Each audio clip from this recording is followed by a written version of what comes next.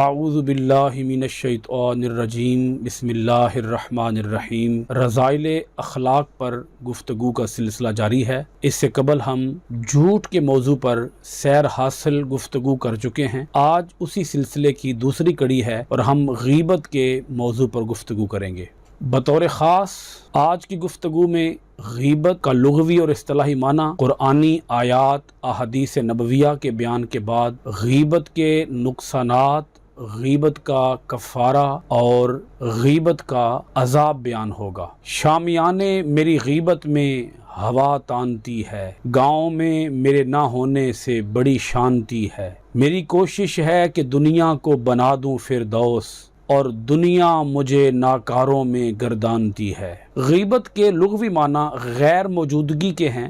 اصطلاح میں غیبت سے مراد کسی شخص کی غیر موجودگی میں، ایبسنس میں ایسی برائیاں بیان کرنا، یا بذریعہ اعضاء یا بذریعہ قلم یا کسی اور طریقے سے کسی کی برائیاں بیان کرنا جو کہ اس میں موجود ہوں، غیبت کہلاتا ہے۔ غیبت کی بڑی جامع تعریف حضور نبی اکرم صلی اللہ علیہ وآلہ وسلم نے خود ارشاد فرمائی۔ رسول اللہ صلی اللہ علیہ وآلہ وسلم نے ارشاد فرمایا، کیا تم جانتے ہو کہ غیبت کیا چیز ہے؟ صحابہ کرام رضی اللہ عنہم نے عرض کی، اللہ اور اس کے رسول صلی اللہ علیہ وآلہ وسلم ہی زیادہ جانتے ہیں۔ ارشاد فرمایا، تم اپنے بھائی کا وہ عیب بیان کرو جس کے ذکر کو وہ ناپسند کرتا ہے۔ عرض کی گئی اس کے بارے میں آپ صلی اللہ علیہ وآلہ وسلم کی کیا رائے ہے کہ اگر میرے بھائی میں وہ عیب موجود ہو جسے میں بیان کرتا ہوں؟ ارشاد فرمایا، تم جو عیب بیان کر رہے ہو اگر وہ اس میں موجود ہو تب ہی تو وہ غیبت ہے، اور اگر اس میں وہ عیب نہیں ہے تو پھر وہ بہتان ہے۔ یہ حدیث پاک صحیح مسلم کی ہے اور حدیث کا نمبر ہے 2589۔ اب یہاں ایک بڑا اہم سوال پیدا ہوتا ہے، کیا غیبت کسی کی موجودگی میں کی جا سکتی ہے؟ ایبسنس میں تو کرنا غیبت ہوگا، تو کیا کسی کی موجودگی میں، کسی کی پریزنس میں غیبت کرنا حلال ہوگا، جائز ہوگا؟ غیبت کے حرام ہونے کی وجہ یہ ہے کہ اس سے مسلمان کو تکلیف پہنچتی ہے۔ اگر کسی کی غیر موجودگی میں غیبت کرنا حرام ہے تو اس کی موجودگی میں غیبت کرنا اس سے بھی بڑھ کر حرام ہے، کیونکہ غیبت میں تو احتمال ہے، شک ہے کہ اسے اطلاع ملے یا نہ ملے۔ اگر اسے اطلاع نہ ہوئی تو ایذا بھی نہ ہوئی، مگر موجودگی کی صورت میں تو ایذا کا پہنچنا یقینی ہے۔ بھری مجلس میں اگر کسی کی پگڑی اچھالی جائے گی تو اسے کتنا برا لگے گا، یہ ہم سب کے سوچنے کی بات ہے۔ اب صرف ایک ہی صورت بچتی ہے کہ اگر ہمیں کسی کا عیب معلوم ہو جائے تو ہم تنہائی میں اسے سمجھانے کے انداز میں اس عیب سے روکنے کی کوشش کریں۔ غیبت از روئے قرآن سورۃ الحجرات کی آیت نمبر 12 ہے، وَلَا يَغْتَبْ بَعْضُكُمْ بَعْضًا أَيُحِبُّ أَحَدُكُمْ أَن يَأْكُلَ لَحْمَ أَخِيهِ مَيْتًا فَكَرِهْتُمُوهُ وَاتَّقُوا اللَّهَ ان اللہ تواب الرحیم۔ سورۃ الحجرات کی آیت نمبر 12 ہے۔ غیر موجودگی میں ایک دوسرے کو برا نہ کہو۔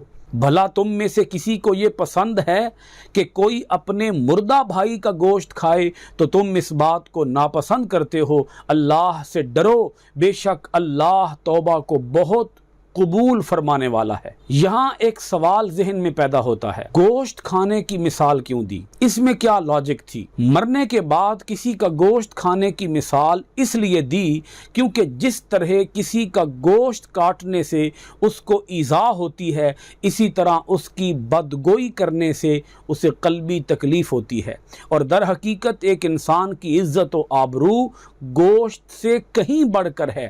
اسلام میں ایک انسان کو بہت زیادہ عزت و حرمت دی گئی ہے۔ یہی وجہ ہے کہ اسلام نے ان تمام افعال سے بچنے کا حکم دیا ہے جن سے کسی انسان کی عزت و حرمت پامال ہوتی ہے۔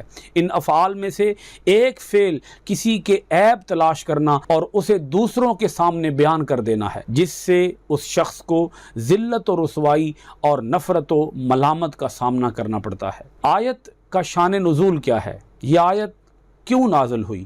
جب سرکار دو عالم صلی اللہ علیہ وآلہ وسلم جہاد کے لیے روانہ ہوتے اور سفر فرماتے تو ہر دو مالداروں کے ساتھ ایک غریب مسلمان کو کر دیتے، کہ وہ غریب ان کی خدمت کرے اور اسے وہ کھلائیں پلائیں، یوں ہر ایک کا کام چلے۔ چنانچہ اسی دستور کے مطابق حضرت سلمان رضی اللہ تعالی عنہ 2 آدمیوں کے ساتھ کیے گئے تھے۔ ایک روز وہ سو گئے اور کھانا تیار نہ کر سکے، اور ان دونوں نے انہیں کھانا طلب کرنے کے لیے رسول اکرم صلی اللہ علیہ وآلہ وسلم کی خدمت میں بھیجا۔ حضور نبی اکرم صلی اللہ علیہ وآلہ وسلم کے کچن کے خادم حضرت اسامہ رضی اللہ تعالی عنہ تھے۔ ان کے پاس کھانے میں سے کچھ باقی نہ رہا تھا، اس لیے انہوں نے فرمایا کہ میرے پاس کچھ نہیں ہے۔ حضرت سلمان رضی اللہ تعالی عنہ نے یہی آ کر کہہ دیا تو ان دونوں رفیقوں نے، ان دونوں ساتھیوں نے کہا اسامہ رضی اللہ تعالی عنہ نے بخل کیا۔ جب وہ حضور نبی اکرم صلی اللہ علیہ وآلہ وسلم کی خدمت میں حاضر ہوئے تو آپ صلی اللہ علیہ وآلہ وسلم نے ارشاد فرمایا، میں تمہارے منہ میں گوشت کی رنگت دیکھتا ہوں۔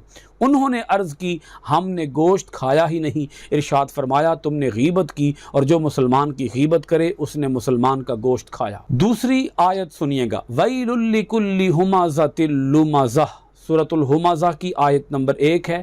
اس کے لیے خرابی ہے جو لوگوں کے منہ پر عیب نکالے، پیٹھ پیچھے برائی کرے۔ اس سے قبل یہ وضاحت ہو چکی ہے کہ کسی کی ایبسنس میں یا کسی کی پریزنس میں اگر کسی کا عیب بیان کیا جائے گا تو یہ فعل حرام ہوگا۔ موجودگی میں بھی اور غیر موجودگی میں بھی ہم کسی کی برائی بیان نہیں کر سکتے، سوا اس کے کہ جس آدمی کی برائی ہم پر ظاہر ہوئی ہو اس کو تنہائی میں ہم اس عیب سے آگاہ کریں، مثبت انداز میں، پازیٹیو انداز میں اس کو اس عیب سے روکنے کی، اس برائی سے روکنے کی کوشش کریں۔ غیبت از روئے حدیث، پہلی حدیث ہے حضرت ابو برزہ اسلمی رضی اللہ تعالی عنہ سے روایت ہے۔ رسول اکرم صلی اللہ علیہ وآلہ وسلم نے فرمایا، اے ان لوگوں کے گروہ جو زبان سے ایمان لائے ہو اور ایمان ان کے دلوں میں داخل نہیں ہوا، مسلمانوں کی غیبت نہ کرو اور ان کی چھپی ہوئی باتوں کی ٹٹول نہ کرو، اس لیے کہ جو شخص کسی مسلمان بھائی کی چھپی ہوئی چیز کی ٹٹول کرے گا، اللہ تعالیٰ اس کی پوشیدہ چیز کی ٹٹول کرے گا، یعنی اسے ظاہر کر دے گا، اور جس کی اللہ عز و جل ٹٹول کرے گا یعنی عیب ظاہر کرے گا تو وہ اس کو رسوا کر دے گا، اگرچہ وہ مکان کے اندر بھی ہو۔ ابو داؤد کتاب الادب رقم الحدیث 4880۔ دوسری حدیث پاک سنیے گا، نبی کریم صلی اللہ علیہ وآلہ وسلم کو جب معجزہ معراج عطا کیا گیا اور ساری کائنات کی سیر کرائی گئی تو آپ صلی اللہ علیہ وآلہ وسلم نے اپنے مشاہدات اور واقعات بیان کرتے ہوئے فرمایا، میں نے ایک گروہ کو دیکھا جن کے ناخن تانبے کے تھے، اور وہ لوگ اس سے اپنے چہروں اور سینوں کو نوچ رہے تھے۔ میں نے جبریل علیہ السلام سے دریافت کیا، یہ کون لوگ ہیں؟ انہوں نے عرض کی، یہ وہ لوگ ہیں جو لوگوں کا گوشت کھاتے اور ان کی عزتوں کو پامال کرتے تھے۔ سنن ابو داؤد کتاب الادب باب فی الغیبہ رقم الحدیث 4878۔ اس سے مراد وہ لوگ ہیں جو ایک دوسرے کی غیبت کرتے ہیں، یعنی کہ ایک دوسرے کی برائیاں بیان کرتے ہیں۔ تیسری حدیث پاک حضرت عبداللہ بن عمر رضی اللہ تعالی عنہما سے روایت ہے، نبی کریم صلی اللہ علیہ وآلہ وسلم نے ارشاد فرمایا، جس نے کسی مسلمان کے عیب پر پردہ رکھا، اللہ تعالی قیامت کے دن اس کے عیوب پر پردہ رکھے گا۔ صحیح بخاری کتاب المظالم باب لا یظلم المسلم رقم الحدیث 2442۔ چوتھی حدیث پاک ہے حضرت عقبہ بن عامر رضی اللہ تعالی عنہ سے روایت ہے، رسول اکرم صلی اللہ علیہ وآلہ وسلم نے ارشاد فرمایا، جو شخص ایسی چیز دیکھے جس کو چھپانا چاہیے اور اس نے پردہ ڈال دیا یعنی چھپا دی، تو وہ ایسا ہے جیسے موعودہ یعنی زمین میں زندہ دبا دی جانے والی بچی کو زندہ رکھا۔ ابو داؤد کتاب الادب باب فی الستر علی المسلم رقم الحدیث 4819۔ پانچویں حدیث پاک سنیے گا، حضرت ابو سعید اور حضرت جابر رضی اللہ تعالی عنہما سے روایت ہے، رسول اللہ صلی اللہ علیہ وآلہ وسلم نے ارشاد فرمایا، غیبت بدکاری سے بھی زیادہ سخت چیز ہے، زنا سے بھی زیادہ سخت غیبت ہے۔ لوگوں نے عرض کیا، یا رسول اللہ صلی اللہ علیہ وآلہ وسلم، غیبت زنا سے زیادہ سخت کیسے ہے؟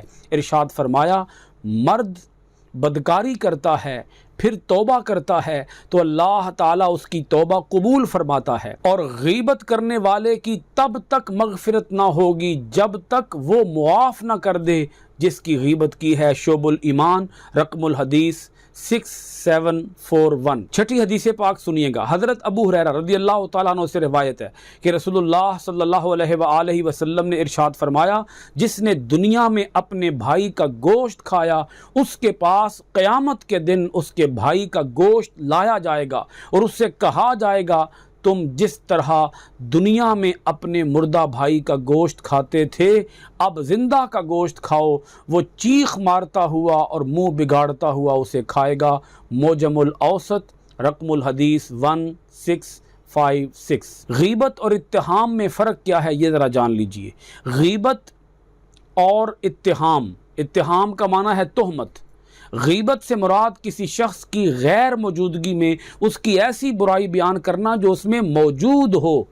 اتہام سے مراد کسی شخص کی ایسی برائی بیان کرنا جو اس میں موجود نہ ہو۔ سوال ہے، غیبت کا سننا کیسا ہے؟ دوسروں کی برائی کی تشہیر کرنے والا ہی گناہگار نہیں بلکہ دوسروں کی برائی سننے والا بھی گناہگار ہے۔ جو انسان دوسرے کی برائی سننے سے انکار کر دے در حقیقت وہ برائی پر پردہ ڈالنے والا ہے۔ یہی وجہ ہے کہ غیبت سننے سے پرہیز کرنے والا اللہ تعالیٰ کے ہاں اجر کا مستحق ہے۔ ارشاد نبوی ہے، جو شخص اپنے بھائی کی غیر موجودگی میں اس کی عزت پر حملہ نہ ہونے دے تو اللہ تعالیٰ اسے ضرور دوزخ کی آگ سے بچائے گا۔ اہم ترین حصے میں ہم داخل ہو گئے، غیبت کے نقصانات۔ 10 نقصانات آج کی اس نشست میں غیبت کے بیان کر رہا ہوں۔ نمبر 1، جب کسی شخص کی برائی پر پردہ ڈالا جائے تو اس کی اصلاح کا امکان موجود ہے، یعنی ہو سکتا ہے کہ بدنامی کے ڈر سے یا اللہ کے عذاب کے خوف سے وہ گناہ کو آئندہ نہ کرے اور گناہ سے ہمیشہ کے لیے توبہ کر لے۔ لیکن جب کسی شخص کی برائی لوگوں کے سامنے بیان کر دی جائے تو اس کے بعد اس کی اصلاح کا امکان ختم ہو جاتا ہے۔ جب اس شخص کو پتہ چلتا ہے کہ میری برائی لوگوں کے سامنے بیان کر دی گئی ہے تو پھر اسے گناہ کرتے وقت رسوائی کا ڈر نہیں ہوتا، کیونکہ وہ رسوا تو پہلے ہی ہو چکا ہوتا ہے۔ غرضے کہ جس کی غیبت کی جائے وہ اپنے عیوب کی تشہیر ہو جانے کی وجہ سے اور ڈھیٹ ہو جاتا ہے۔ نمبر 2، دوسروں کی برائیاں بیان کرنے سے برائی کو فروغ ملتا ہے۔ جن لوگوں کو ایک شخص کی برائی کا علم ہو جاتا ہے ان میں بھی برائی کرنے کا حوصلہ پیدا ہو جاتا ہے۔ ان لوگوں کے لیے وہ برائی کوئی انہونی انوکھی بات نہیں رہتی۔ جب برائیوں کو اچھالا جائے تو رفتہ رفتہ لوگ برائی کو برائی سمجھنا بھی چھوڑ دیتے ہیں۔ تیسرا نقصان، غیبت کرنے سے لوگوں کے آپس کے تعلقات خراب ہو جاتے ہیں، باہمی محبت کی بجائے نفرت پیدا ہو جاتی ہے۔ غیبت معاشرتی سکون کو تباہ و برباد کرنے کا سبب بنتی ہے۔ نمبر 4، غیبت کرنے والے سے بھی اور غیبت سننے والے سے بھی اللہ تعالی ناراض ہو جاتا ہے۔ جس کی غیبت کی جاتی ہے جب تک وہ شخص معاف نہ کرے تو اللہ تعالی بھی معاف نہیں کرتا۔ نمبر 5، جس کی بدگوئی یا غیبت کی اگر لوگوں نے اس کے سامنے اس بات کا اظہار کر دیا تو اس کی دل آزاری ہوگی، اور شرعی اجازت کے بغیر مسلمان کی دل آزاری حرام ہے۔ نمبر 6، جس کی غیبت کی گئی ہوتی ہے وہ اپنی برائی سن کر اپنی برائی کی تشہیر پر صبر نہیں کرتا بلکہ وہ غیبت کرنے والے کے عیب تلاش کرنے میں لگ جاتا ہے، اور کسی مسلمان کے عیبوں کو تلاش کرنا ناجائز اور گناہ ہے۔ نمبر 7، غیبت کرنے سے بغض اور حسد جیسے خطرناک امراض پیدا ہوتے ہیں۔ کسی کے دل کو نہ چھیڑو، زباں کے نشتر سے جدا کر دے جو دلوں کو وہ گفتگو نہ کرو۔ نمبر 8، غیبت سے 2 بھائیوں میں دشمنی پیدا ہو جاتی ہے۔ ساس اور بہو ایک دوسرے کے خلاف ہو جاتے ہیں، شوہر اور بیوی میں ایک دوسرے پر اعتماد ختم ہو جاتا ہے، اور بات بات پر آپس میں لڑائی رہنے لگتی ہے، اور آخر کار ان میں طلاق اور جدائی کی نوبت آ جاتی ہے۔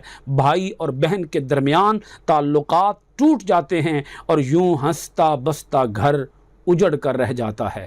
نمبر 9، दूसरों के लिए बुरे ख्यालात रखने वाले अफराद पर फालज और दिल की बीमारियों का ख़तरा ज़्यादा होता है, जैसा कि हाल ही में अमेरिकन हार्ट एसोसिएशन की जानब से जारी करदा एक तहकीकी रिपोर्ट में ये इंकशाफ किया गया है कि वो अफराद जो दूसरों के लिए मुखालिफाना सोच रखते हैं और इसकी वजह से ज़हनी दबाव और गुस्से का शिकार रहते हैं, उनमें दिल की बीमारियों और फालज का ख़तरा 86% बढ़ जाता है। नंबर 10, गीबत करने वाला क़यामत के दिन अपनी की गई नेकियों से महरूम होगा और न की जाने वाली बुराइयां उसके खाते में डाल दी जाएंगी। उसकी वजह यह है कि क़यामत के दिन गीबत करने वाले की नेकियां उसको दे दी जाएंगी जिसकी गीबत की गई होगी, और अगर हिसाब फिर भी मुकम्मल ना हुआ तो जिसकी गीबत की गई होगी उसकी बुराइयां उसको दे दी जाएंगी जिसने गीबत की होगी। गीबत की मुख्तलिफ शक्लें।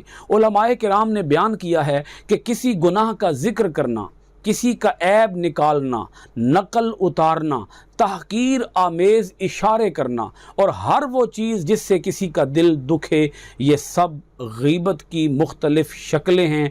ऐसा बयान करना और ऐसा सुनना सब हराम है। गीबत का अजाब। गीबत के मर्ज़ में मुब्तला शख्स मरने के बाद अजाब कब्र में मुब्तला हो जाता है। एक हदीस पाक में है, हज़रत अबू बकर रदियल्लाहु ताला अन्हु फरमाते हैं कि मैं हुज़ूर नबी करीम सल्लल्लाहु अलैहि वसल्लम के साथ चल रहा था और आप सल्लल्लाहु अलैहि वसल्लम ने मेरा हाथ थामा हुआ था। एक आदमी आप सल्लल्लाहु अलैहि वसल्लम के बाएं तरफ था। इसी इसना में हमने अपने सामने 2 कब्रें पाईं तो हुज़ूर नबी अकरम सल्लल्लाहु अलैहि वसल्लम ने फरमाया, इन दोनों कब्रों में अजाब हो रहा है और किसी बड़े अम्र की वजह से नहीं हो रहा।